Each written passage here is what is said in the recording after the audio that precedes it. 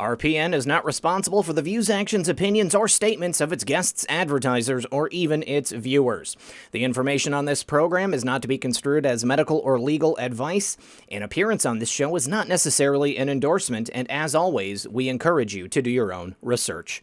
Enjoy the show.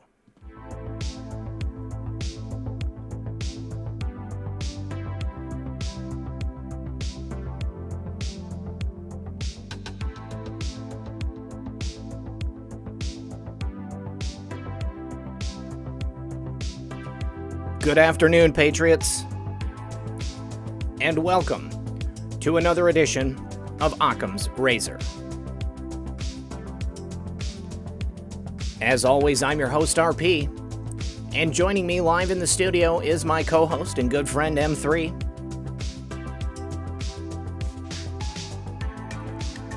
We've got so much news to talk about today. We're going to get into all the top stories. We've got some special birthday wishes for one of our viewers. And so much more.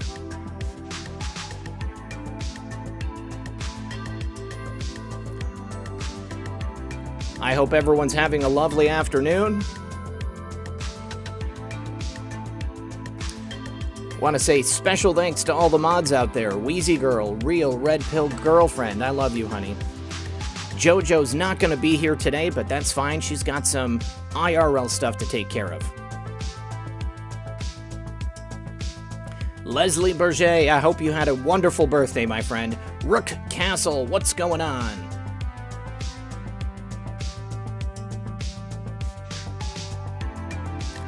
All right, friends, sit back, relax, grab your popcorn, and we'll be right back after a very brief word from our sponsor.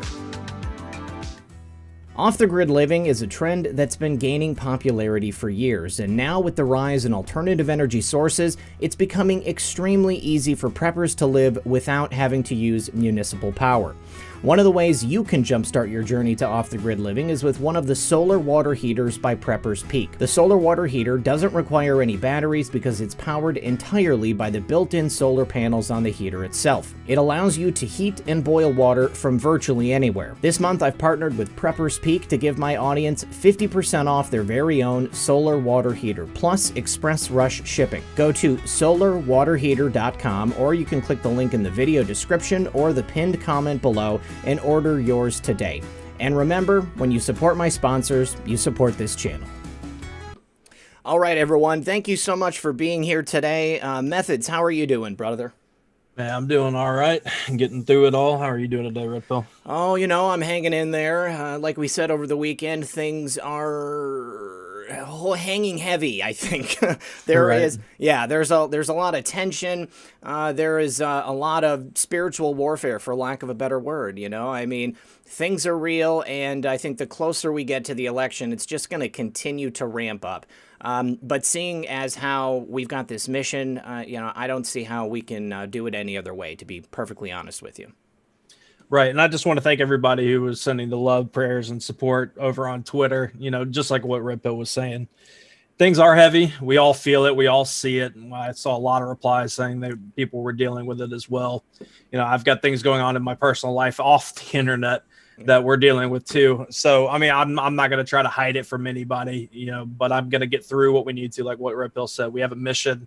So I'm going to, do what I need to, but things aren't always going to be perfect.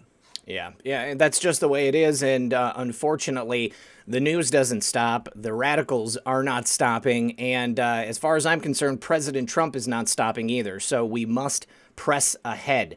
Now, first of all, Methods, we must say a very special happy birthday to a patriot who should be in the audience right now. That is your friend and mine, Laura M. QAnon. Happy birthday to Laura. Woo!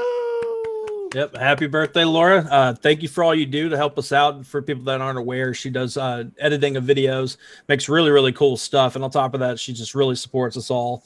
Always been there, always just a positive note in the notifications. So, yeah, let's put a 17 in the chat for happy birthday to Laura.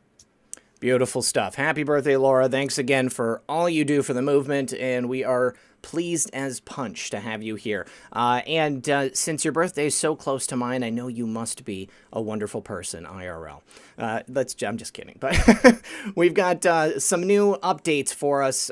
First of all, on from Technofog, on the General Flynn case. Now, the General Flynn case has been slogging along, and just very recently, the appeals court rejected Sidney Powell and General Flynn's request for mandamus, and they sent it back to Judge Emmett Sullivan, corrupt Judge Sullivan. So what is happening in that case now? Well, what happened with Judge Sullivan? Basically what's came out, and I'll drop this link in the chat. I know we got 17s flying because the chat's awesome and shows a lot of love out there. So let me rapid fire this real quick. So basically what the judge has done has set a briefing scheduled status report date to where that's when by that date, they could pitch, dates and times that are available to have, oral arguments. So a lot of legal jargon to basically say that now it's set for the 21st of September. And as I understand it, not being a law fairy, that they will then set the date then to have oral arguments over this stuff. Mm-hmm. Now, past that, I would just stick to following Technofog and everybody else like Sidney Powell, who's involved, to have more information. But it does effectively set it to where it's going to be taken care of after the election. And we've been saying this for months, not just us. A lot of us have been, that we expected for them to at least try to push it past the election so they could try to steal the election and not allow Flynn to talk. So it looks like they've had a successful gag order on him for 4 years. Yeah. It really is too bad because we're well aware of the fact that General Flynn has a lot of information, not only in regards to this current situation and his case, but all of the illegal activity taking place prior to President Trump coming into office. I mean, he was employed in the Obama administration during some of the most formative years. And it was, his decision-making that Obama had a real problem with. General Flynn was very well aware of, what was happening with insurgents in the theater of war. He was aware of the nasty stuff taking place in the Obama administration, all the black budget stuff, where all the bodies were buried, to coin a phrase from the Posts. And with General Flynn being silenced until after the election, he's not going to be able to have the type of effect that we were hoping. I know, even though we were predicting that it wasn't going to necessarily take place before the election, I think a lot of us really hoped that it would. Because that might mean that General Flynn could take on a more central role in the second term of President Trump's presidency. And he would also be able to come out and do the interview circuit, go on shows, probably, write a lot of interesting stuff about the crimes committed by the Obama administration. So now with General Flynn pushing, having his information and his hearings pushed back, that's not going to be possible. Now, I know that probably some people are going to be very upset about that. They're going to be disappointed. But I don't think that General Flynn being able to speak about this stuff is what was going to be the straw that broke the camel's back. Would it have helped out? Would it have, assisted in people waking up and, perhaps even allowing for some more specific prosecutions to take place? Undoubtedly. But even if it doesn't come before the election, he's still going to be able to have that effect. Because let's be honest, President Trump is going to win a second term. There's absolutely no way in my mind that we live in a world where President Trump loses in November. We've had too much setup. There have been 4 years now for President Trump to place the people in his administration that are going to allow for it to take place in a fair and legal manner, that the people who are going to be set up in his cabinet or in the Pentagon or wherever it is, in other federal agencies, they're going to be there after he wins. And although it's inevitable, the Dems are going to attempt to steal this election, I really do believe that we've got it in the bag. And I'm a fan of Norman Vincent Peale and the power of positive thinking, but it's not just me being wishful and hoping. I truly, truly believe it. I totally agree with you on that. In my head, I don't imagine Joe Biden or anybody else winning. We are prepared for it, obviously, but no, we're going to just continue to speak it and pray it into existence. Yep. Now, one thing that does make me curious about keeping this case open, because I remember, months back when it looked like, the DOJ was saying they were dropping the case, they weren't going down that road, that a concern about it was evidence that would have been introduced during this case, but then like it can't be on the record. So as Durham keeps working, and he's working with DNI Ratcliffe about releasing information that's not hindering the investigation, I'm curious to see how that could be used in our benefit. I know Sidney Powell said on Twitter that she had something along the lines of she's not surprised or not concerned about this ruling happening. I guess they expected it to a point. So no, we'll see how it plays out once again, but it's the ongoing saga of General Flynn. Just real quick, Red Pill, Christine in Texas says Twitter banned praying actress, which I'll say it over here. Victoria Gates. That's actually not true, as I understand it. I mean, she might have had the account banned since then, but she messaged me personally and said she was taking her account down for a little bit. Okay. Don't know why. Personal business. No, I'm not concerned about her. She reached out to at least make me aware of it, so she wasn't suspended. She did that on her own. All right, good to know. Good to know. Now, somebody in the chat also said that there is no gag order, and we know that there isn't an actual gag order. Methods was saying it's essentially gagged Flynn from being able to come out and speak openly. So obviously there will be more information coming out from this case. They're going to be having oral arguments. I guarantee you that stuff is going to be presented, but it's all going to be about why Sullivan is doing the wrong thing in keeping this case open and why it should be closed. So that's the kind of stuff that we can expect to hear. It very well could be that Sidney Powell comes out and, might release some new information in regards to what they've done to General Flynn, how they have tried to silence him, some stuff like that. But I think what we're most interested in hearing is the crimes of the Obama administration prior to President Trump coming in. I think that they've done a fairly good case of laying out all of the crimes that have taken place since President Trump came into office. I mean, Spygate is well documented. It's a foregone conclusion. These people have done the wrong thing. They broke the law. They used the power and might of the U.S. government and the intelligence agencies to spy on and attempt to suppress the success of President Trump and his new administration. But there's a lot more that we can hear about, and that's what I'm really interested in getting to. I would imagine that with as much information as we've gotten about the crimes of the Obama administration, just imagine how much more stuff there is that we don't know yet. I mean, probably some really, really heinous things, and that's what I'm most interested in hearing. Same here. I mean, I don't have much more to add to that. No problem. Okay, so, I titled the show "The Arsonist Blaming the Firefighter," and this was a quote from Kayleigh McEnany. She was at a press briefing, and of course, the press is trying to frame everything that's happening in the United States as the fault of President Trump. Real Red Pill Girlfriend was looking on Twitter yesterday, and she was just aghast at the trending hashtags that the Biden camp was trying to push. One of the funnier aspects of Biden's presidential run is his lack of energy, low energy Joe, and they were trying to flip it and spin it to say that it's not low energy, it's the Biden calm. It's Biden. He's gonna bring calm and rest to the United States of America, and so it was like Biden calm, Trump chaos, and I mean the chaos that we're seeing here in the United States right now, it in no way is it the fault of President Trump. But Ted Wheeler, he made the statement the other day that when federal agents came to Portland recently, that the violence escalated, that it was President Trump's fault that there was additional violence there in Portland and in other cities. But I mean, that's not the case. I mean, the violence existed before the federal officials came in and they started rounding people up. The violence exists still. because mayors like Ted Wheeler and Governor Kate Brown, they refuse to do anything, even though they're now being forced to come out and verbally condemn the violence and the destruction. They are still allowing it to take place.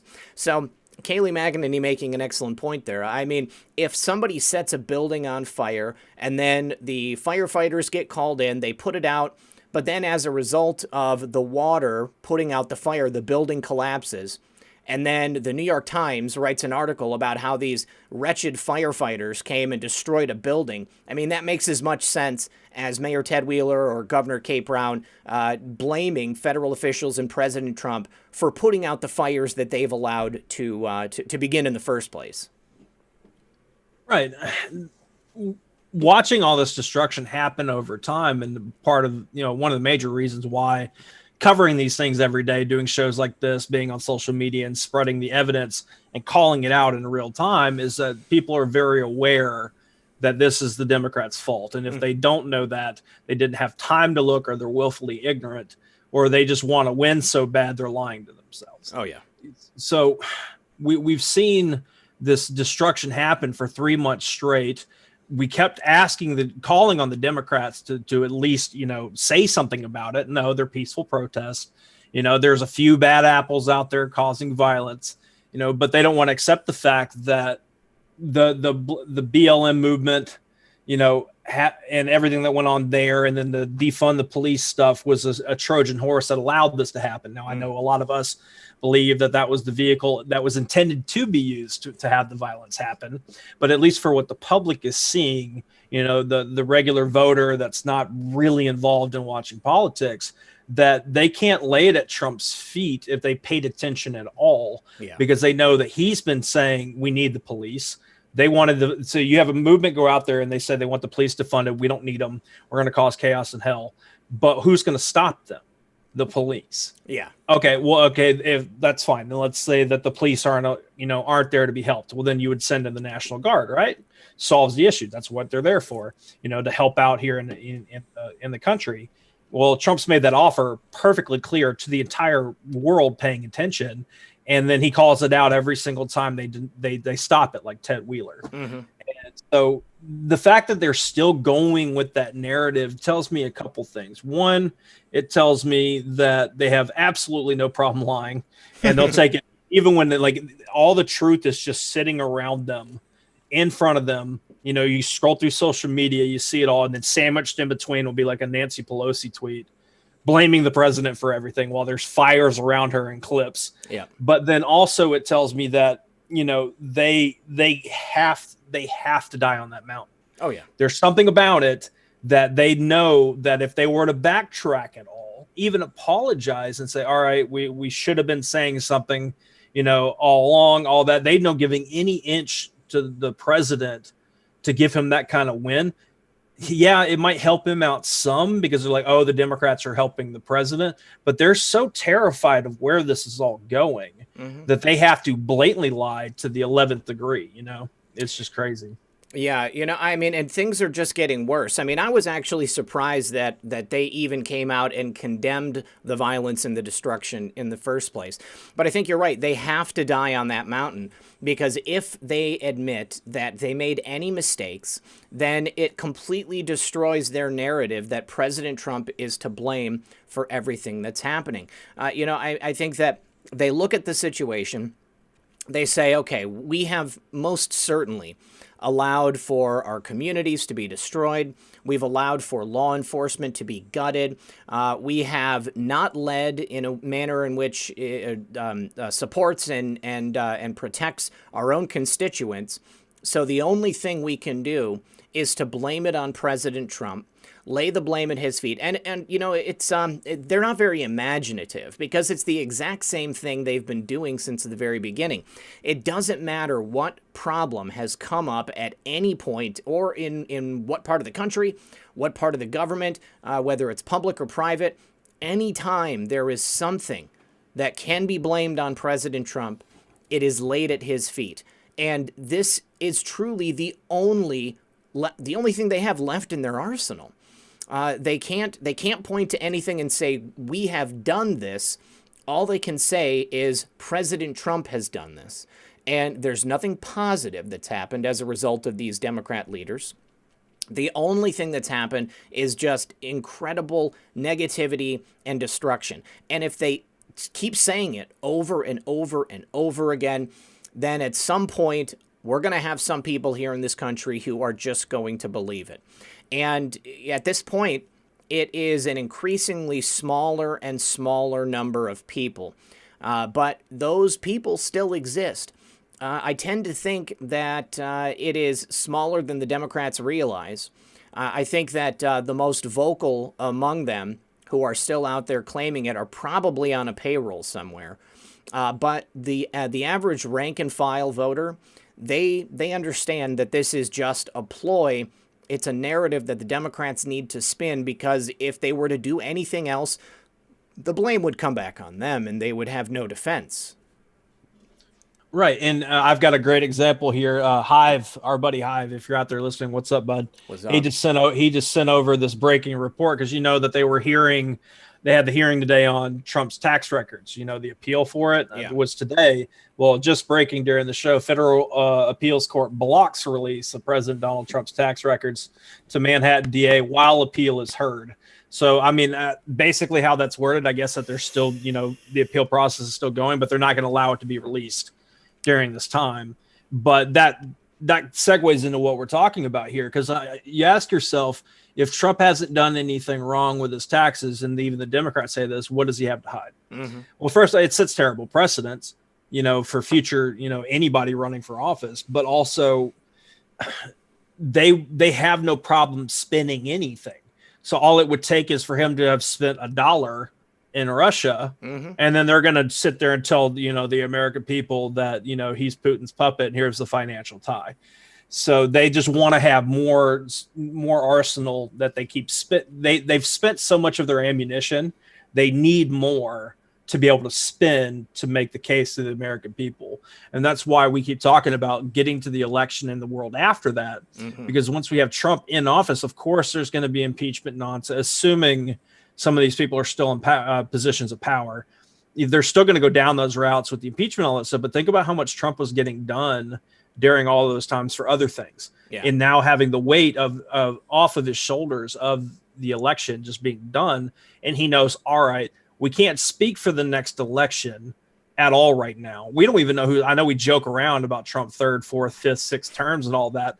But imagine, just things go as normal and it's going to be somebody entirely new, running, that Trump knows for the next 4 years, he's got to just knock out the deep state the best he can and fix things for the American people the best he can. Yeah. So we'll get to a point where, they're still going to lie, but tell me that we're not in the most fake news during this year than the last 3. It's been bad. It has expanded exponentially. I mean, it's insane. I truly never believed that we would be living in a world like this. I never honestly believed that they would be willing to sacrifice so much, to destroy so much, only to make it look like President Trump was the one who was to blame. And it's, like I said, it's going to get worse before the election. But the one good thing that we have is that the awareness of the average American voter has been raised so much that they understand when they're looking at fake news now. I think that very, very few people look at the stories that the media is putting out and think to themselves, this is a legitimate news organization who is trying to inform the American public. I believe that more people than ever can look at this stuff and virtually see it for what it is. They understand that it is simply a story that is being told with the desire to manipulate and to con people into believing a lie. There is very little that I think that they're going to be able to do other than continue to conflate and expand on their fake news narrative. Now, one thing that was really, really heartening for me over the weekend, last night, President Trump did an interview with Laura Ingraham, and he specifically mentioned that there are leaders behind the shadows of these rioters that are funding and directing all of this destruction. And this is something we've been talking about for a long time. You know, they're bussing people in. Just the other day, the feds came and broke up the kitchen that was providing free food for these people. You know, there is a level of infrastructure behind these groups as they go from place to place to place, just causing mayhem and destruction. And they have to take that out if they're going to successfully expose and stop these people. And truthfully, it's the only way that they can stop it if the leaders of these Democrat-run cities and states will not allow for the feds to come in and do it at the ground level. I personally think it's a much better option because they take those people out and then they can get the information about the people who are actually boots on the ground. What do you think about it? I totally agree, and we had Attorney General Barr bring this up a while back that they were looking into it. Yep. We've got the president talking about dark money essentially funding these things, because you have to ask yourself. I saw a very good point on Twitter, and I'm sorry whoever said it. I can't give credit. I just don't remember, but it was along the lines of if Black Lives Matter is like brought in, like I'd assume over the last since they what they've been around 6 or 7 years, something like that. Mm-hmm. They brought in probably like over $1 billion. And I can't think of one, we haven't seen one, like college donation, type thing, or paying, sending people to college, paying for people's house, Black people's houses or anything, some kind of charity type thing that you would assume this money would be going towards making Black lives better. Right. Mm-hmm. If you're donating to this thing, but no, it is what we see it as, that it's funding the actions of this, essentially Trojan horse for financing, campaigning, Trojan horse for, people doing the violent riots and protests and just destroying everything.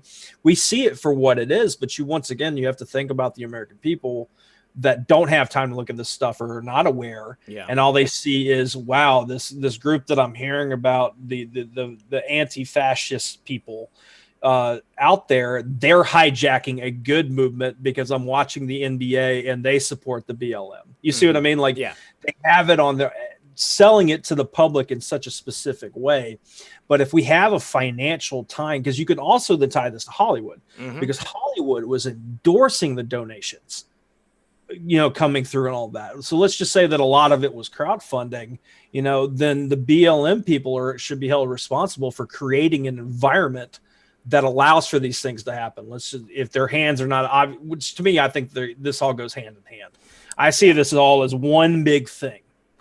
It totally is. And what's even more is that it's been revealed that Kamala Harris herself was funneling money to bail some of these people out of jail. So she is directly implicated. Now, White Hat in the chat, what's up, brother? And what's up, Slipsters? He said that there was a flight that President Trump mentioned specifically that flew into Portland, which was apparently bringing in people to stalk these riots essentially, and it came in from D.C. So I'd be very interested to know who was on that flight, if those were the boots on the ground people, or if those were people that were money people that were coming in to manage from, like an office or something like that. I mean, you can bet they're running this like a military battle, in the same way that we're running our movement as a military battle. You've got people who are coordinating and directing the whole thing. You got the soldiers, the foot soldiers that go out on the ground.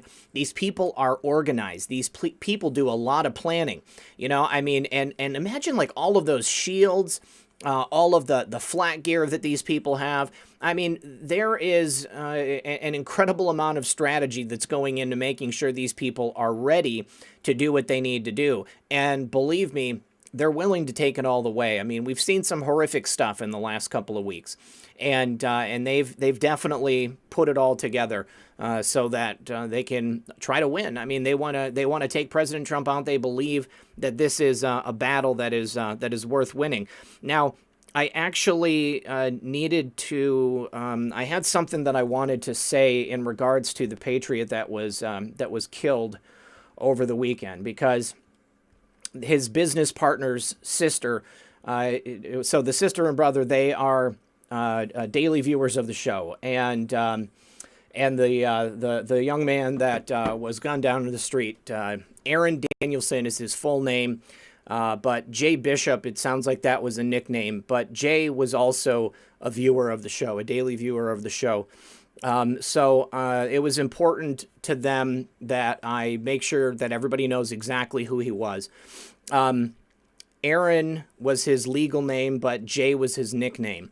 And, it's a senseless act that took place over the weekend. And I've gotten word that the shooter himself has actually been arrested. But here's some pictures of him when he was, happy and hanging out with friends. So I just wanted to share that with you guys, because apparently there are people who are trying to capitalize on his death. And they have started some fake GoFundMes. So when I find out if there is an actual GoFundMe for Jay and his family, I will put it out here on the channel. And I want you guys to just be aware and be careful, because, this is disgusting that people would take his death and they would capitalize on it. But it really... It tore me up over the weekend. It was bad enough knowing that a patriot was gunned down in the streets, but knowing that he was somebody who was directly part of this family, what we have here on this channel, this movement, it just destroyed me to know that these people are willing to take our lives simply because we have a different political point of view. And I just wanted to tell everyone to be careful.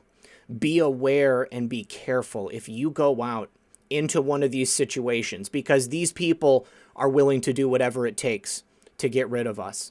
And I know that the people in this movement are not going out with the intention of trying to end other people's lives. We're talking about saving our country. We're talking about supporting our president. We're talking about our way of life. We're not talking about spilling blood. That's not what this is about. Okay, but that's what it's about for them. So I just want every single person watching this show, be careful, okay? Protect yourself and be aware of what's going on around you. He just came up on Jay out of nowhere, and in a moment, his life was over. So if you guys want to see a video, I posted on my timeline on Twitter, the man that was actually walking with him at the time that they were walking down the street and this attack happened, he put out a statement, and that's on my Twitter timeline. So let's see. Yeah, Rick's Castle. I'm not crying. You're the one who's crying. All right. So another good bit of information coming out of the DOJ, Carrie Kupek. She said, "We are investigating coordinated criminal activity, not First Amendment activity, and violence related to riots, destruction of federal property, and violence against law enforcement officers." Now, there have been, I believe President Trump mentioned over the weekend that something like over 200 people have been arrested by federal officers for the actions they've taken in these violent riots. Sounds about right. It might be more than that, but yeah. There are people that have already been federally charged. Yes. They have many investigations going on. And when you heard what you brought up just a few minutes ago about how Trump knew about the plane and sending, he said 7 people with somebody else, from point A to point B being involved in these public mobs. Mm-hmm. To me, my 2 takeaways from that was, 1, who did he just scare to holy hell by saying he knew about that information? Yeah. And 2, he knew about that information. So he's being, he's kept in the loop on these investigations. So something about that is very telling. And I do believe that this is going to bleed into making the Democrats be responsible for this, because they have, let's not kid ourselves. Act Blue is involved in this. This is where the donations are going. And then it's funding, they're funding their campaigns / their pockets and their families' pockets and their foreign connections through Act Blue, when it's meant to be for a nonprofit, quote unquote, Black Lives Matter. So yeah, we do have this uptick. So yeah, go ahead. So that's only one prong of attack here. Chad Wolf, the new I mean, he's acting still, but he's been nominated to be the full-on director of Homeland Security. I mean, he's still out there, letting people know that all it would take is for somebody to ask, okay? Ted Wheeler, all you have to do is ask DHS and President Trump for some help, and the violence can end in a very, very short matter of time. Ted Wheeler said that the violence was going to burn itself out. And, unfortunately, it's not anywhere near burning itself out. But with the DOJ, their investigation, Department of Homeland Security, they are also doing an ongoing investigation into who is funding and who is supporting these actions taking place. And President Trump specifically called out BLM. He said it's a Marxist organization, and we know that to be true. It's not inflammatory. It's not hateful for us to say this. I mean, on their own website, they talk about this fact. They talk about the destruction of the nuclear family. And, if I can just be honest, the destruction of the nuclear family is one of the most dangerous things that's been taking place in this country amongst all people, okay? Whether they're African-American, Caucasian, Asian, it doesn't matter. If you don't have a strong family unit, you need a father to teach your children how to be respectful, how to be an adult. You need a mother to nurture them, to take care of them, and you need them together to get as much positive influence as you possibly can. And what they've been doing for decades is to slowly tear apart the fabric of American society by destroying the family structure. Okay? You get what we're seeing on the streets right now. All right? You have people who have no respect for authority, people who have no respect for the individual and their own rights. You get extremely selfish people who only care about destruction and the destroying of America. We can't have that. We need strong families here in America. And with the stated goals of BLM, you're seeing it happen in real time. I mean, this is stepped up a notch. I mean, this is a full-on revolution that we have going in our country right now. And these people are being funded and supplied with supplies by some very, very rich and powerful people.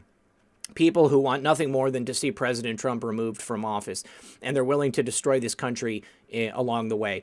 And make no mistake, if President Trump gets removed, if these people are successful, it's not going to get better. I mean, we're going to see it get even worse. But that's a very dark timeline that I don't even want to get into. Now, right.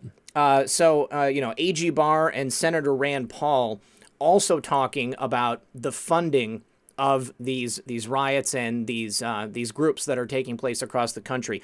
Now, I'm sure that everybody saw over the weekend, Senator Rand Paul and his wife, Kelly, if I'm not mistaken, when they were leaving the RNC, they were surrounded by people there on the streets of D.C. And one of the biggest questions that people want to know is, where were the police?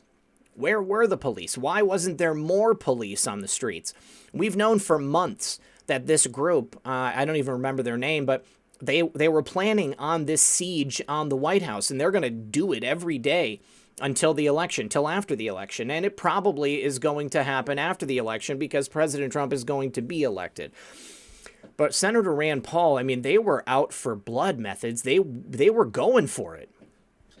Right. And like you said, they've been planning this out for a while. It's not a coincidence that they were planning these protests and stuff for the weekend right after the RNC. Mm-hmm. It steals back the narrative, the mainstream media, wall-to-wall coverage, the talking points for the Democrats to say to their people that they're going to have to keep doing this because this is the like we said earlier, the mountain that they're going to die on. Mm-hmm. But it is getting to that point to where when law and order happens, and I do believe that it will, I believe that it will be very quick. I think that right now, since we're in such unprecedented territory and stuff, they have been, like you said earlier, federal arrests happening. People are being charged. But then we're going to see the full weight of what law and order looks like. Mm-hmm. And I believe that Trump Trump allowing it to get to the point now to where now even the Democrats have to at least say something about it, because now they're blaming it on Trump's America and it's all his fault, and it could go away if Joe Biden becomes president, because he's going to be calm and cool and relaxed and solve things, and people are going to listen to him when we don't even understand a word he says anymore. When Trump does pull that, metaphorical trigger and end this, or at least really show the force to the streets and do it correctly, then that is what the Democrats are now calling for. So I find it very genius for Trump to not to allow it to get to this point, because a lot of us wanted this to stop for a while, but to do it when the Dems are now calling for law and order. The fact that now they're even saying, oh, you're just all talk, you're just tweeting and stuff. Well, now watch Trump do what he's about to do, and it's going to make America happy. And the whole, oh, you're a dictator. Well, you just asked for this, a week or two. You know what I mean? Oh, yeah. But once it happens, it's going to expose not only the people who are planning and paying for it, but also these Democrat mayors and governors who have allowed it to happen. I mean, I asked where were the police in D.C., and Muriel Bowser, the mayor of Washington, D.C., was fully aware of what was planning to take place. They allowed for the people attending the RNC leaving, trying to go back to their hotels, trying to, turn in for the night. They allowed these people to be assaulted and accosted in the streets. They realized that they were going to get lots of sound bites, lots of video, and that they were going to be able to intimidate these people, thinking that they could fully intimidate them into perhaps no longer trusting President Trump or believing the narrative that President Trump is at fault for the unrest in the streets. These people allowed this to happen, and I think that they made a big mistake when they allowed people leaving the RNC like Rand Paul, like Vernon Jones. These people are now going to do something about an actual investigation. I would imagine we're going to have hearings. I would imagine that Rand Paul, who is a real tough fighter, he is not going to sleep until we can get to the bottom of the people who are behind all of this. Now, Ken Buck is also another Republican from Colorado.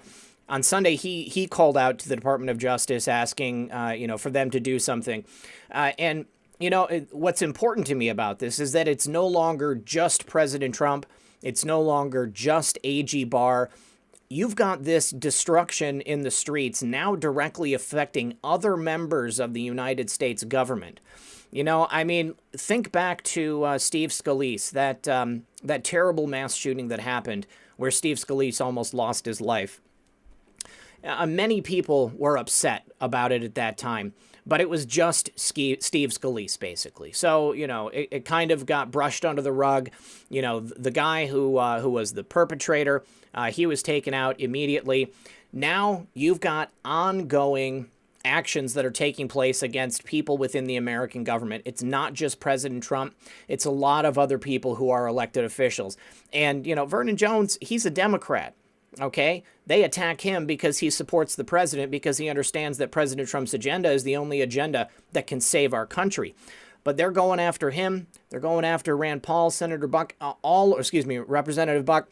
Now that more and more people are being affected by it, I think that it's going to light a much greater fire, and it's going to incite a lot of different people from a lot of different angles to go after these people who are doing this. Yeah, and I've been thinking about it a lot lately, because we can see, and I know we say it a lot here on this channel, that we believe Trump's going to win, right? And the numbers show it. We just look at what they have. We see them lying. They're being called out on it. Their ratings on mainstream media are going down significantly. To me, this is, let's go ahead and just destroy the progress of America. We talk about a lot of this being about Trump, and then you could say, it's about the American people. Trump's just in the way. But we've got a situation here to where they were setting things up for decades for mass control, to let us be the literal sheep that they want us to be, the useless feeders or whatever they call us behind the scenes. Yeah, they're destroying progress of the American people, of you. And like you were talking about earlier about destroying, the family, ripping apart that fabric. That was God's intention. To have the parents raise the children, to have that united family front, having that core for you to build upon. as you grow older and then you start your own family, and that's, you have that unity, and they're destroying all that, and so having this destruction in the streets, of course they're laying it at Trump's feet. We saw that coming, but I see it more as like they're also just trying to just destroy the progress in general, because their plans and hopes, and ignorantly so, is that they're going to get the wheel back. Oh yeah, and they're going to be able to control it. So what better way than to go ahead and start destroying the progress now, because then we are the ones that'll bring answers when we get the wheel back. And I mean, it's been I think that they thought they were going to have a lot more time to fully destroy society. The speed with which it's taking place, it makes it a lot more obvious to a vast majority of the people what's happening here. I think that it's like the frog in the boiling pot analogy. Over the years, they have slowly been destroying the American family, the fabric of society. They've been destroying American life. And it just happened so slowly that people, kind of just went along with it. Oh, this is just the way it is, until finally you get to the point where you realize our elected officials don't care about us. They don't make decisions based upon what's best for America and for the people who vote for them. They make decisions upon what's best for their own pocketbooks. They make decisions on what's best for the people who fund their elections, not for the people of this country. And now it's happening with such a swiftness. So many people are like, you know what? It is Nancy Pelosi. It is Chuck Schumer. It is Ted Wheeler. President Trump has been the first politician in recent memory, probably in my entire lifetime, that I ever felt truly cared about what was happening to our country, truly cared about the people.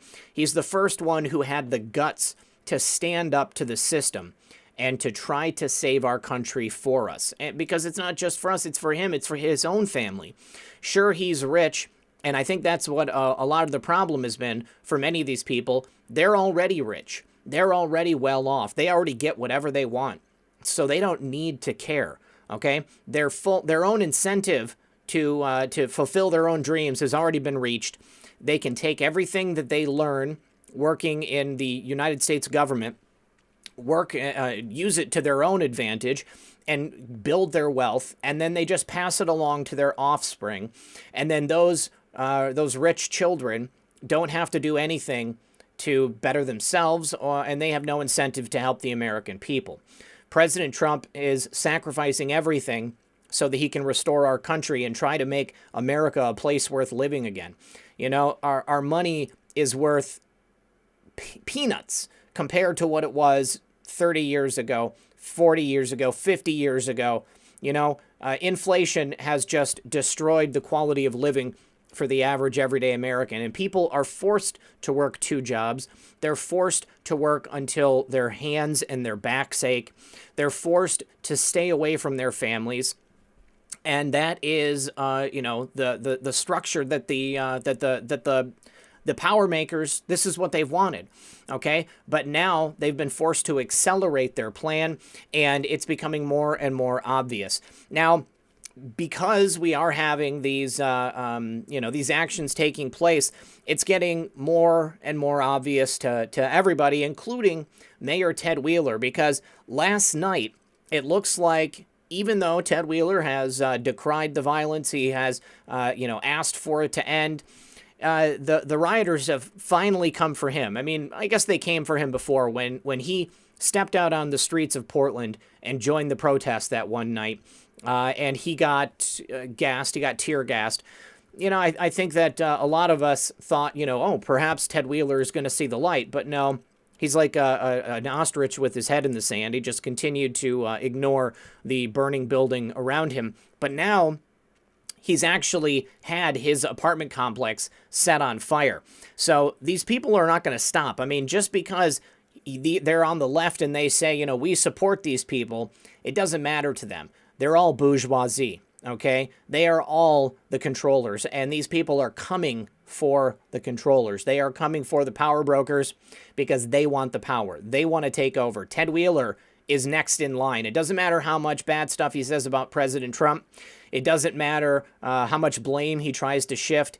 Ted Wheeler is on their list. Right. I kind of look at that whole situation with them setting his, you know, his home area. You said it was an apartment. It's like a condo apartment. Yeah, whatever. Them setting that on fire, it's kind of like the warning to stay in line, right? That's at least how I see it. You know, he can kind of play the victim card saying, yeah, I'm dealing with it too, everybody. We're going to take care of it. But he also has a lot of the police controls under his belt. He's taking it away and he's controlling it. I was watching an interview of him from about a month ago. I was trying to see what he was saying, you know, a month ago to what he's saying now. And he was talking about back then about keeping the police control under his thumb and not delegating as much. And he's like, we'll talk about it next year. So he is in full control of this. Now, real quick, got over 3,500 people here hanging out with us. We really do appreciate it, guys. I would see 1.3 thousand likes. If you guys don't mind turning that thumb blue, that would be great. And thank you guys for hitting us up on PayPal and Cash App. Yes, thank you very much, guys. Appreciate that. We'll go over donations in about 10 minutes. So if you have any questions, make sure to send them. Now, what's really, really tragic is that in the same building where Ted Wheeler's condo exists, on the first floor, there is a dentist's office. This is actually where the fire started. But it's not just any dentist. It's a minority-owned dentist. It's a minority business person who started their own dentist office. They've built themselves up from the ground up, the true realization of the American dream. And these people out there on the streets, they make zero distinctions between who is a minority business owner or a Caucasian business owner. Doesn't matter. Again, they are the bourgeoisie and they want to take them out. Now, there is some evidence to show that after the fire was started, Ted Wheeler might have started to rethink his position because they actually did call it an unlawful assembly, and some Portland police officers were taking people into custody. But, unfortunately, we know that the way it works in these places is that even if people get arrested, they're going to get released the next day. And there aren't going to be charges filed against them. They can continue to act with impunity because they are protected, essentially. They won't risk getting people, with charges against them, unless, of course, they are people on the right. If the people are on the right, then you can bet probably that they will be charged and they will be put in jail. But if they're on the left, there won't be, any bail. There won't be any charges. They're just going to go ahead and get out and they'll be free to do more stuff. Now, we have this statement here, Methods, from the Clackamas County. Clackamas County Sheriff's Department, because Governor Kate Brown, she, like I said, like Ted Wheeler, she had to come out and say that she condemned the violence as well because it's just been insane. But the direction of her tune changing was pretty funny, because first she pretended, just like Ted Wheeler, that these were peaceful protests, that there was nothing to worry about. But she was also aware that people were not being charged and that there was no bail being set, that the same people were coming and going. But she released some kind of a statement, Methods, right, about the way that they were going to be handling this from here on out. Right. I've got it. We're talking about the Andy. I don't know how to say his last name. No. But no. Let me drop the tweet in the chat for everybody to have, because it's very interesting. Very interesting statement that came out of it. But basically, the statement from the sheriff saying that, we heard about the new plan to address the lawlessness happening in Portland. I was surprised to read that Clackamas County Sheriff's Office was a part of this plan, since the governor's office never contacted me. So the sheriff of Clackamas was never contacted, but they put out this plan to deal with things, including that office. And then went on to basically like what you were talking about, how these people are allowed to leave. They cause these harms. We know who they are. They come through, they get arrested, they're let go. There's no conditions with it. And then they're the same ones getting arrested, or at least causing the problems the very next night. And it needs to be fixed. And it was very professional, well said sheriff statement. So I'm going to drop this again in the chat. Make sure you guys read it and share it, because it's definitely needs to be said. Yeah, and it makes it just so patently obvious as to why this continues, why this cycle of violence continues, because they're not holding anyone accountable. Now, that's why I'm so happy that the federal government is taking action against these people, because unfortunately, I think it's pretty obvious that this is the only way that things are going to stop. It's got to come from the federal government. It's got to come from President Trump's administration. It's got to come from the DOJ, from DHS, all of these other federal law enforcement agencies. Because Governor Kate Brown, Mayor Ted Wheeler, they are not doing anything to stop it. I'll be very interested to see what happens tonight in Portland after the fire that was set at Ted Wheeler's condo last night. If it's allowed to continue, you can see that Ted Wheeler hasn't learned a thing. But I'd also like to see what happens with the governor's plan that's been put out, and if the Clackamas County Sheriff's Department really does have a part to play in it. Are they going to have a greater presence out there on the streets? Are they going to stand back and allow these people to continue to act and see what the governor tells them to do? We need to have accountability for these people. That's the only way that it's going to work. Now, Jim Jordan put out a tweet in response, in my mind, to the narrative that's been coming out from the Democrats and from these Democrat mayors and governors. They continually blame President Trump. All they can say is that the violence is the fault of President Trump because of his hateful rhetoric or whatever it is. But he points out that the last time a Republican mayor was elected in Seattle was 1964. Obviously, there's been a lot of problems in Seattle. Seattle is essentially an open drug den at this point. In Minneapolis, it was 1957. I don't need to tell you all of the issues that are taking place in Minneapolis or that have been taking place over the last several decades. Portland, it was 1952. Portland is obviously a hotbed for this stuff. Chicago, 1927. Chicago has been a war zone for decades. And Washington, D.C. has never in the history of the district had a Republican mayor. But the Democrats want to blame President Trump. They want to say that it's President Trump's fault. But look at who the leadership has been. Look at who was leading our country before President Trump. Look at what happened under the last administration. This is clearly not a Republican issue. This is a Democrat issue. And it's the Democrats who are attempting to destroy our country and our way of life. I look at this as kind of like, I know that we refer to things as demonic as we talk a lot about the spirit, the battle between good and evil, but these are definitely corrupt strongholds that we're seeing that are being brought up here. The president's talking about it. He talked about during the interview last night about how these cities have had corruption for such a long time. And that we were talking about how people get to these positions of power, and the old saying, was it absolute power corrupts absolutely? Mm-hmm. Or how does that go? Absolute power corrupts. Absolutely. Yeah, absolutely. Yeah. That's what we're seeing here. So when you think about this going on through all these decades of time, why weren't they saying anything about the racism issues that were in Hollywood when they would make all the jokes in the 90s and the 2000s? Mm-hmm. We grew up in that. They had no problem making any jokes that now is such a problem. But they allow for these things to occur because it helped whatever agenda. It kept people, not paying attention, laughing, not a big deal. And then all they had to do is then rip them apart. And then you've got different decades of humor going on. And that's just one example. Mm-hmm. But we see these different strongholds in America that need to be dealt with. And those are the ones, of course, we want our president to win. We'll be watching that night. There are discussions about doing some kind of coverage of the election that evening. We'll work out those details. But that list right there that was in Jim Jordan's tweet, Seattle, Minneapolis, Portland, Chicago, and D.C., if any of those are up for re-election, in any of the different seats of power there, I'd be very interested to see what occurs. Yeah, me too. I'm hoping that the people of these cities come out in droves and vote for Republicans, because it's seriously time for a change in leadership.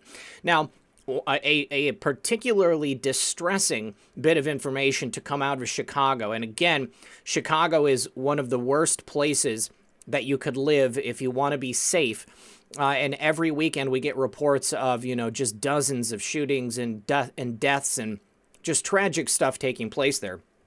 But apparently, there are organized gangs in Chicago who are specifically targeting Chicago Police Department officers and attempting to assassinate them. Now, this is a federal intelligence alert that went out to Chicago area law enforcement saying that nearly 36 cold-blooded street gangs have formed a pact to shoot on sight any cop that has a weapon drawn on any subject in public. So, I mean, it's one thing for a single street gang of thugs to, terrorize a neighborhood, but you've got a cabal, literally a cabal of gangs in Chicago who are now working together with the sole intention to kill Chicago police officers. Right. It's the enemy of my enemy is my friend. Because I saw people talking about that when this news broke on Twitter about, well, the gangs won't be able to work together and all this stuff. No, their major enemy is law enforcement, and they all have to deal with that equally. So just like how we've seen, the Bloods and Crips and stuff when they unite during, certain protests and riots and say, hey, we're for a day or two, we're not going to be at each other's throats. There's a bigger agenda. It's because this affects all of them. So the idea of, okay, so now if a cop is having to draw their weapon on someone who is life-threatening to them and at least have the gun out to keep them safe, whether it's somebody that's just whacked out on drugs or whatever the case may be, violent, might have a warrant even, so they're having to, treat it with a hostile way about it. And then a gang member drives by and that's all they see. They don't know what happened. They don't know any of the evidence, but they just see the gun drawn. Then there's an agreement amongst them to take care of that cop, to do that. That is how you create lawlessness, because you're creating a situation now to where you're now going to trust street gangs more than the police. And that becomes the problem. Think about what happened in Chaz, Chop, whatever it's called. All they had to do was have somebody claim to be leader and have a few guns, and then people started dying. Yeah. Go ahead. Oh, nothing. I was just going to say, we had 54 shootings over the weekend in Chicago. 10 people died, and it's a direct result of the reduced police presence there in Chicago, and this is only going to get worse. You know what this is going to do? It's going to tell police officers that it's not safe for them to enforce the law. If it is a foregone conclusion as a Chicago police officer that if you have to draw your weapon in public, you're going to do everything in your power to not draw your weapon in public. Do you enforce the law, or do you sign your own death warrant? Because we all know that guns are a major problem in Chicago, and there is more than likely a lot of gang members out there who they're not like openly showing that they're gangs. I mean, yes, you got people wearing colors and stuff, but a lot of people wear bandanas. A lot of people have colored clothing on, but I mean, a law enforcement official walking down the street, I mean, they could happen upon a gang member in disguise, and, they just happen to draw their weapon because they see a robbery in progress, and as soon as they pull it out, you got 4 to 5 guys around them who are just going to go ahead and execute them there. So it is fostering that situation of lawlessness, and the average person in Chicago, they're even less safe now than they've been at any time in the past. It's a really, really sad situation. Now, I mentioned earlier about Muriel Bowser and the situation with the police at the RNC. They have plenty of police in D.C., and especially for a night like the RNC, it should not have been an issue. Knowing full well how many people were going to be leaving the RNC event, they should have known that they needed a police presence there, but they didn't, and they're not answering questions about why they decided not to have the police there. And it's getting worse in other cities. Let me just do a couple of quick thank yous. Lana, thank you very much, Lana. Also, Hey Jude says, GoFundMe shut down Kyle Rittenhouse's account. I had heard about that. And Lynn Wood's Twitter feed has a donation page. Fight back. If you guys aren't following Lynn Wood on Twitter, I would recommend that you do. I'll get his Twitter feed pulled up here in a minute so you guys can see it, but I believe it's L. Lynn Wood, Lin. But I'll pull it up. I'm grabbing it right now to give to the chat. Thank you. So thank you, Hey Jude, appreciate that. Also, Nadine, thank you, Nadine. Lana, again, James says, save the children. Thank you very much, James. I appreciate that. And let's see. Also, Carol, thank you very much, Carol, from yesterday. Elaine, 2 days ago, Elaine, I'm sorry I didn't see this. This was after we were no longer on the air. 2 days ago was Elaine's birthday as well, and she was 65. Happy birthday, fellow Virgo. Happy birthday to you. So thank you very much to everybody who has donated. I just want to make sure I didn't miss anybody else. There are still 4 donations pending. Floyd standing for the 4th. Your donation is still pending. I don't know why. Dodie, your donation for my birthday is also still pending. I have no idea why. Bales, I think probably because you're in Australia. But then William from back in June, that is still pending as well. Don't know why. But also, after I got off the air yesterday, Soul Surgery, a viewer in Thailand says, hey, Red Pill, we have the same birthday, and I thought you could use a gift. Much love, brother. Keep this up. You are the truth. I watch every single day on the other side of the world in Thailand. I've been financially blessed this year, and I wanted to give you something back for your hard work. You matter way, way more than you know. Never, ever, ever give up. We are on the side of the angels. Seems like your mic is finally fixed, so maybe take Real Red Pill Girlfriend out for some dinner. You effing deserve it. Thank you very much. I wish I could read your name, but it is in another language. Also, a special thank you to Susie. Susie, this microphone that you sent me, it is incredible. Since the moment I hooked it up, it has not failed on me, and I just wanted to thank you so much for supporting the show. Also, Carol on my birthday too, so I appreciate you, Carol. Thank you very much. So in New York, we've got the exact same situation that we have in every other Democrat-run city throughout the country where we see unrest. New York is where the phenomenon of the knockout game began, if I'm not mistaken. Methods, does that sound about right? I believe so. We have no problem being wrong about that. Maybe the chat can help us. But yeah, that's where I think I saw it first. Yeah, me too. And also Gaffer9, he says, sent me the ESETI contact email to my Proton. Thank you very much, Gaffer. I appreciate that. And let's see. So, you know what's... real quick, just for the chat, anybody that's not aware of what the knockout game is, it was basically walking down the street and then just randomly slugging someone to knock them out. Mm-hmm. And it was a challenge to kind of like these other stupid challenges we see on the internet.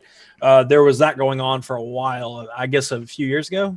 Yeah, I mean, it still happens, but, it's just the violence has escalated now to a new degree. Well, in New York, in Bill de Blasio's New York, I don't remember his original name, but a Manhattan judge was walking to work, and she was made a victim of the knockout game. She was cold-cocked in broad daylight by somebody on a bike while walking to work. Her name is Judge Phyllis Chu.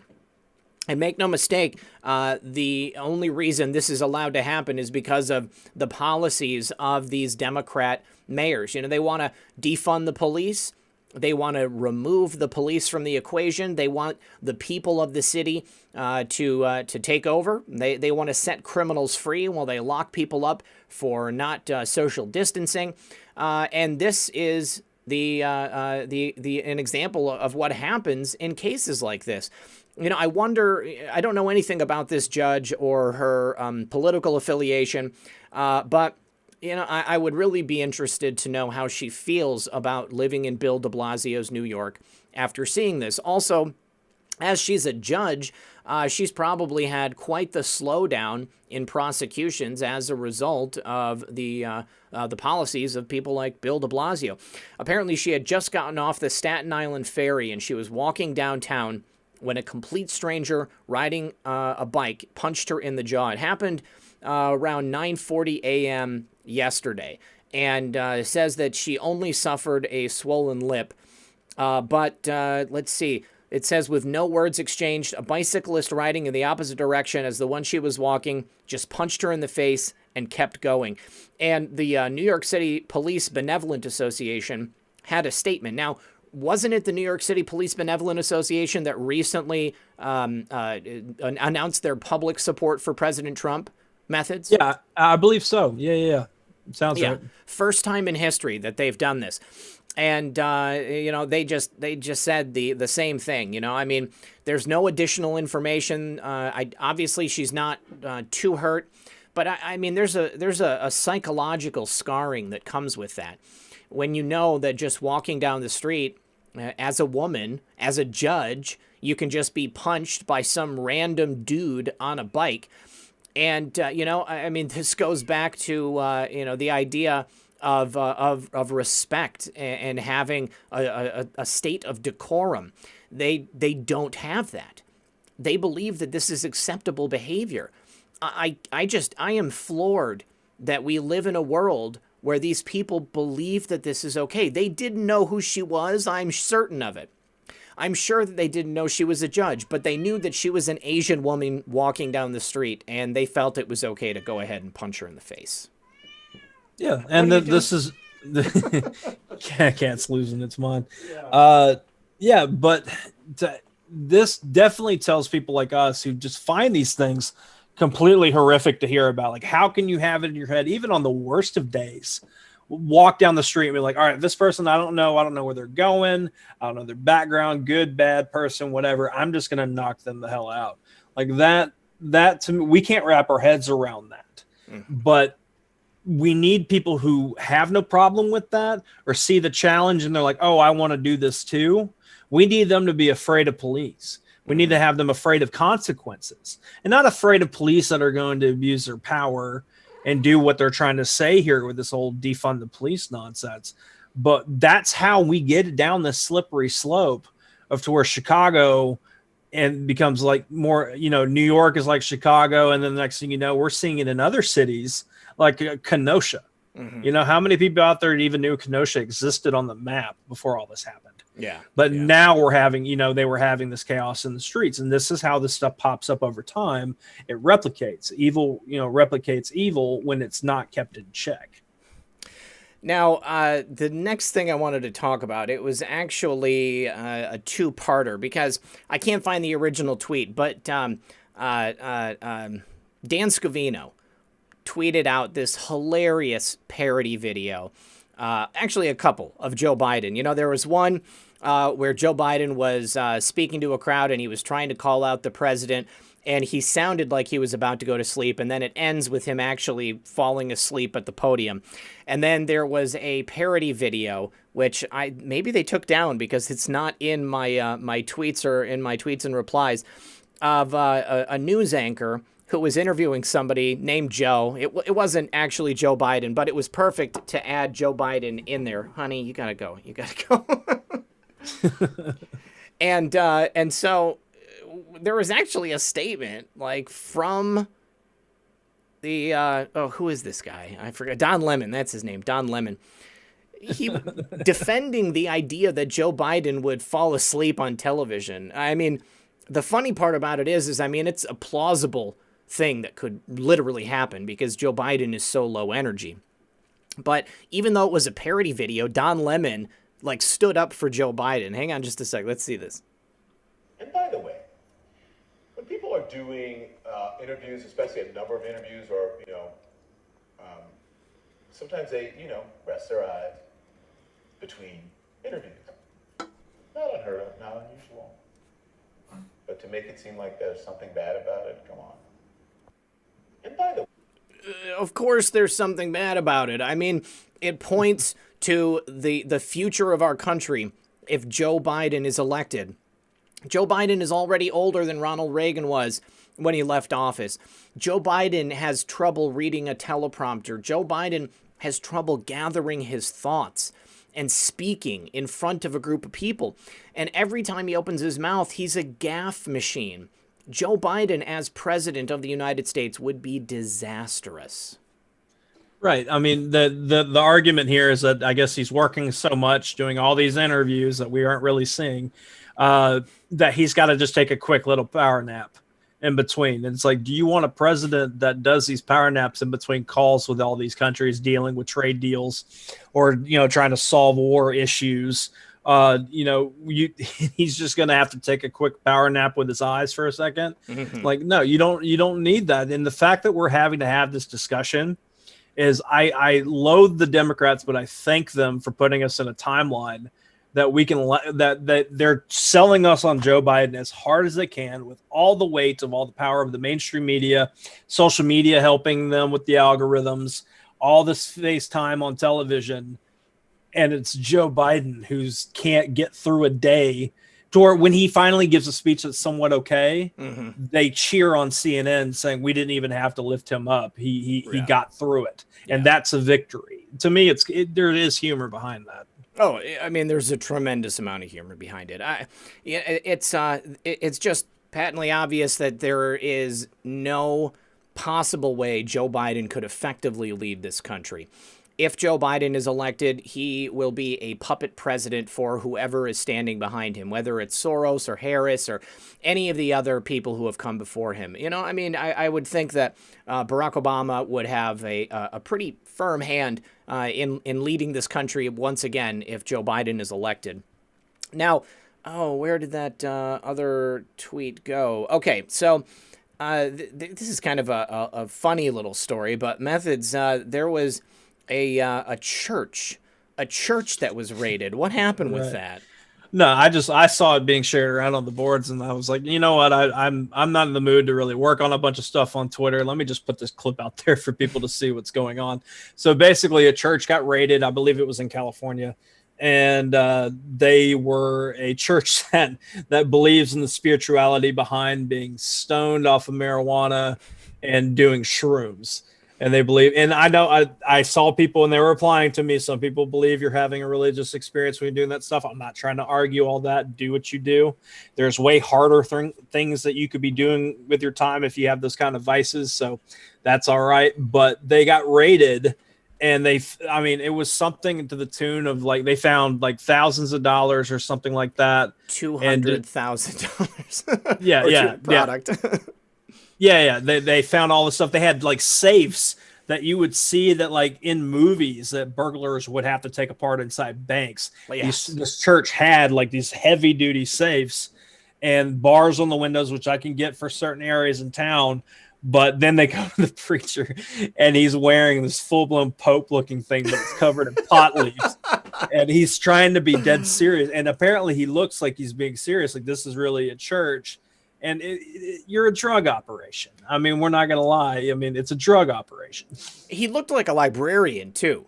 He's wearing a button shirt. He's got glasses. He's balding. He's just a middle-aged white guy. Did not look like a kingpin that you would expect to be moving hundreds of thousands of dollars of mushrooms and marijuana. Very, very funny situation. And, he didn't look worried at all. He looked like he was taking this, for a constitutional battle. But I think that this guy's probably going to end up in prison. I don't see a world where they're going to accept his argument that this is a religious ceremony and that they're having a spiritual experience. I'm pretty sure this has happened before. This is not the first time that we've had a religious organization who tried to use drugs of some type as a sacrament in the course of their service. So, not going to do too much. Now, this is an incredible story coming out of the New York Post. There has been the revealing of a massive voter fraud scam, and we touched on it a little bit previously, but now the author of the article has come out and talked more about the methods that they're using and that this Democrat operative would be using. And believe it or not, I think probably many people will believe it, they have operatives placed in so many different places. They are paying people off, whether it's people in the post office, whether it's people in nursing homes, people in hospitals, any place where absentee or mail-in voting is taking place. They have somebody who is ready to intercept. And if the people are not voting in the way that they want them to, then they know exactly how to fake it. They said that they will go to old people's homes and they will tell them that they are, a precinct voting representative, and they're there to collect their ballot and then go ahead and mail it in for them. And what they'll do is they'll steam the envelope, they'll open it up, and they will check to make sure that the vote is cast the way that they want it to. And if it's not, then they will fake it. And as long as they have the envelope itself, then it is counted as completely legit. Now, they also mentioned, in the last election, how something like, I think it was something like 800,000 votes were not cast because they were collected by an operative of the Democratic Party who was working at the post office, and people who were voting Republican. You're talking about the 84,000 New Yorkers. Yeah, that's what it was. 84,000. Yeah. Yeah, I'm looking through that article now. It's the one I sent you last week, right? Yeah. Mail-in voting can be complicated, tough enough that 84,000 New Yorkers had their mailed votes thrown out in the June 23rd Democratic presidential primary for incorrectly filling them out. So if you've got 84,000 in just, the New York side of things, imagine how many people are trying to skirt the system and cheat using that kind of flawed situation. And that's just New York. And you have to think, when we talk about these people being in positions of power for decades, how many scandals or different things or stuff that they hear to where you're like, I don't want to vote. If you're a citizen there, or you're part of that community and you don't want to vote these people in, you vote for the other person and you're like, oh man, I just really don't trust this person anymore. I'm going to go with this new person, the fresh ideas. And then the old guard stays in. This is partly how they make sure that happens. Yep. Is that there is cheating involved in this. And so much. It is so well organized. I think that maybe people look at the concept of voter fraud and they think, they're just stuff in the ballot box. It's a scientific process, the way that they go through it, the amount of people that they have in on the payroll, helping to make sure that the Democrats win every single time. And I want you to look at this picture of Joe Biden at a recent event he held, and it's no wonder that they have to cheat. So here is Joe Biden giving some type of a press conference. You've got four reporters in the room, one cameraman, one person sitting over here. This is probably somebody working on the Biden campaign. And you've got his teleprompter back here for Joe to be speaking and reading from. Now, at the end of this press conference, Joe Biden, he answered no questions. He left before he could have anybody confront him or speak to him about anything. And it's obvious that there are no voters that are there. Nobody is there to support him. But with enthusiasm like this, it's no wonder that they have to cheat to the degree that they do. And it's in stark contrast to the press conferences given by President Trump, to the events held by President Trump. We are not the silent majority. We are the majority. There are more Trump supporters in this nation than there are people who support Joe Biden or even the Democrat agenda. And every day I am seeing new voices popping up, people admitting that they are going to be voting for President Trump because he's clearly the only option when you look at the agenda of the Democrats in comparison to the agenda of President Trump and his current administration.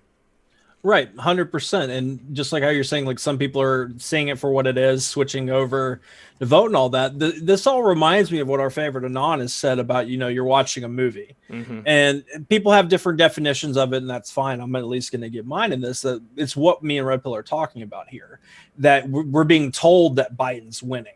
They're going to give this press thing. And I was reading through earlier this morning. The Democrats were talking about the press conference, Red Pill.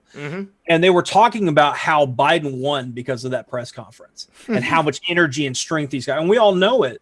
It's just like we're all watching this movie. It's just now some of the left are realizing that the movie is fiction. Yeah. It's not nonfiction.